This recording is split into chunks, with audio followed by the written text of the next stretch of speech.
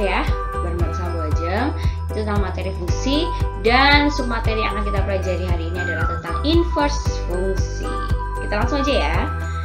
Oke, apakah itu inverse fungsi? Inverse fungsi itu ya, kalau misalnya gambarnya itu begini. Jika suatu fungsi f memetakan anggota dari A ke B, ya, lalu ada relasi G. Relasi, kenapa bilang relasi? Karena nggak semuanya inverse itu dia adalah suatu fungsi. Jadi relasi G memasangkan anggota B ke A, kebalikannya. Jadi kalau F itu memetakan A ke B, kalau G itu B ke A, berarti kebalikannya ya. Maka fungsi G ini merupakan inversenya dari F, begitu. Jadi si G ini memetakan sebaliknya, memasangkan sebaliknya ya daripada si F. Karena kalau kalian masih ingat, saya juga pernah menjelaskan kalau inverse itu artinya adalah kebalikan ya. Nah, semoga masih ingat. Nah, inverse itu artinya kebalikan. Nah, terus gimana nih? Oke, G sama dengan F inverse ya, tadi sudah disebutkan. Fungsi G merupakan inverse dari F. Jadi kalau F memetakan A ke B, si inverse-nya ini memetakannya dari B ke A, begitu. Jadi kebalikannya. Sampai sini saya rasa paham, dan ini adalah lambang dari inverse ya, pangkat -1. Oke, sekarang saya punya diagram panah nih ya. Misal, kan tadi si F ini memetakan anggota A ke B, dari anggota A ke B. Nah, dipetakan nih, saya panahnya ke sini. Ini adalah F. Lah si G ini memasangkan dari B ke A, B ke A. Nah ini G ya. Nah, lalu si G ini maka disebut dengan F inverse, begitu. Nah ini pemetaannya kebalikannya. Oke, hal ini mengakibatkan kita tahu kalau dalam fungsi F yang jadi domainnya adalah A, yang jadi kodomainnya adalah B ya. Dan range-nya juga ada di himpunan B.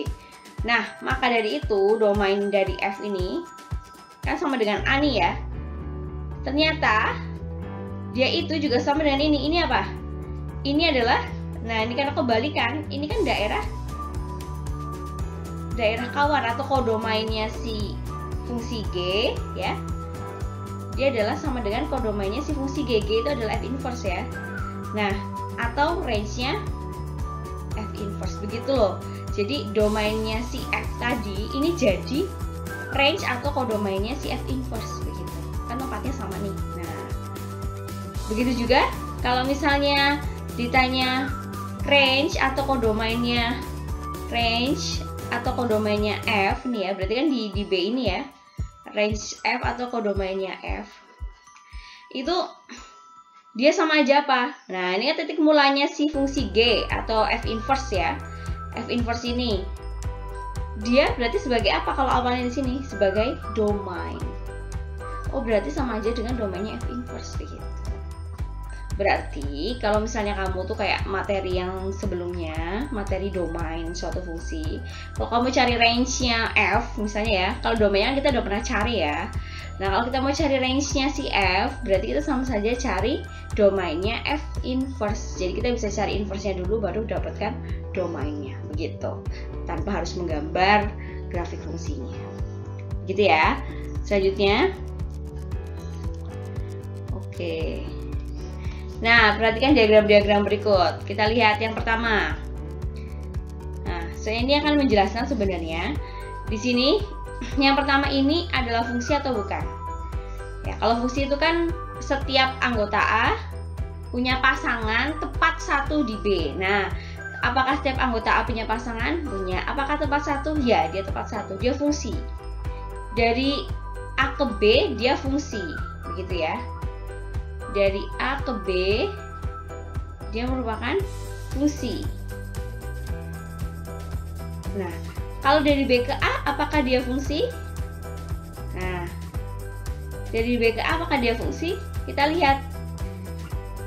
Tadinya yang domainnya A, kan ketika dibalik, jadinya domainnya B ya.